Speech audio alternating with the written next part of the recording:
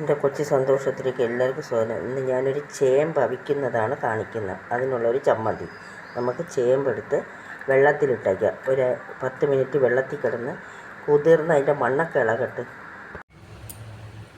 ചേമ്പ് നല്ല രീതിയിൽ കഴുകി നമ്മൾ കട്ട് ചെയ്ത് വെച്ചിട്ടുണ്ട്.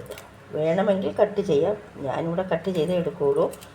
ഇനി നമുക്കൊരു കുക്കർ അടുപ്പത്ത് വെച്ച് അതിലേക്ക് ഒരു ഗ്ലാസ് വെള്ളം ഒഴിച്ച് 2 വിസിൽ കേൾപ്പിക്കാം.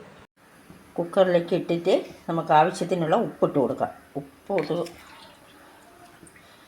മൂടി വെച്ച് കുക്കറിൻ്റെ അടപ്പൊന്ന് ഇട്ട് നമുക്ക് മൂടി വെച്ച് വേവിച്ച് കൊടുക്കാം.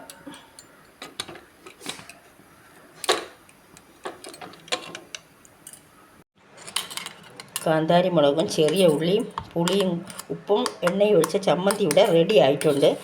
നമുക്കിനി ചേമ്പ് ഒന്ന് ഊറ്റിയെടുക്കാം. ചേമ്പ് ഇവിടെ വെന്തിട്ടുണ്ട്. നമുക്കിനി ഇതൊരു സ്റ്റീമറിലോട്ട് വെള്ളം ഊറ്റി കൊടുക്കാം.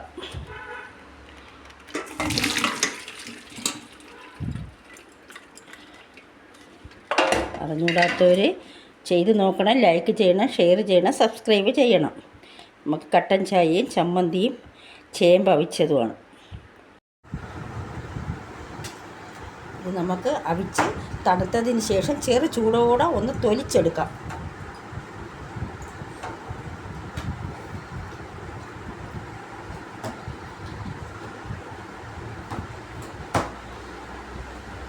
ഇങ്ങനെ എല്ലാം നമുക്ക് തൊലിച്ചെടുക്കണം. കട്ടൻ ചായ ഉണ്ട്, ചമ്മന്തിയുണ്ട്, ചേമ്പ് അവിച്ചത്. കഴിച്ചിട്ടില്ലാത്തവർ കഴിച്ച് നോക്കണം, നല്ല ടേസ്റ്റാണ്.